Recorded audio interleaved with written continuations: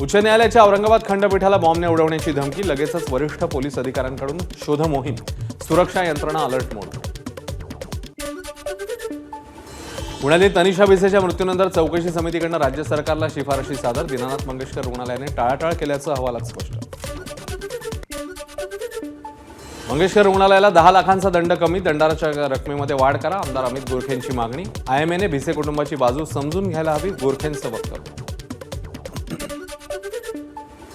जळगावच्या जावळे रुग्णालयात 2 बालकांचा मृत्यू, डॉक्टरांनी इंजेक्शन दिल्यामुळे बालकांचा मृत्यू झालेला असल्याचा पालकांचा आरोप.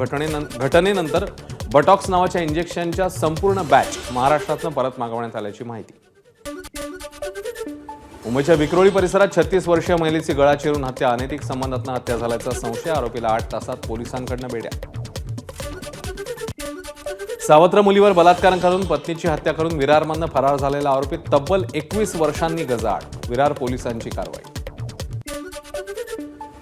मनसेकडून मरोळ परिसरात मिठी नदीची पाहणी, मुदत संपण्यापूर्वी मिठी नदीतील गाळ आणि डेब्रिज काढलं न गेल्यास कंत्राटदार आणि पालिका अधिकाऱ्यांना मिठी नदीमध्ये आंघोळ घालणार, मनसे अंधेरी पूर्व विधानसभा प्रमुखांचा इशारा.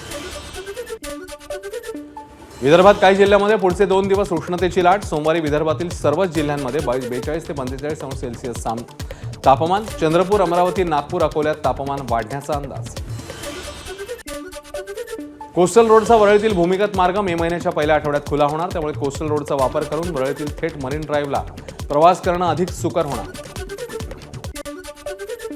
पीओपी मूर्तीवर मुंबईत बंदी कायम, गुरुवारी मूर्तिकारांसोबत पालिका मुख्यालयात बैठक, केवळ पर्यावरणपूरक मूर्ती घडवणाऱ्या मूर्तिकारांनाच मंडपासाठी परवानगी दिली जाणार, बैठकीत निर्णय.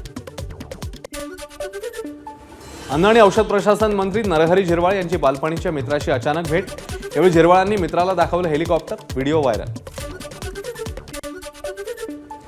सिंधुदुर्ग जिल्हा महाराष्ट्रातील पहिला AI संचलित जिल्हा होणार, 1 मे रोजी महाराष्ट्र दिन आणि सिंधुदुर्ग जिल्ह्याच्या स्थापना दिनापासून आरोग्य, कृषी, RTO, जिल्हा परिषद, महसूल अशा अनेक विभागात AIचा वापर होणार.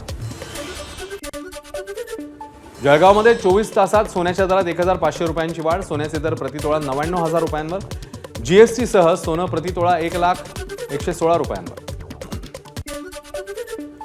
सरबत जिहादबाबत रामदेव बाबांनी केलेलं वक्तव्य अनुचित, दिल्ली हायकोर्टाचं वक्तव्य. अशा विधानांमुळे जातीय तेढ निर्माण होते, त्यामुळे कोर्टाच्या आत्म्याला धक्का लागला. जम्मू काश्मीरमध्ये अतिवृष्टी, कोल्हापुरातले 40 पर्यटक अडकले, ढगफुटीमुळे रस्ते वाहून गेल्यानं पर्यटक अडकले, वाहतूक आज सुरळीत होण्याची शक्यता.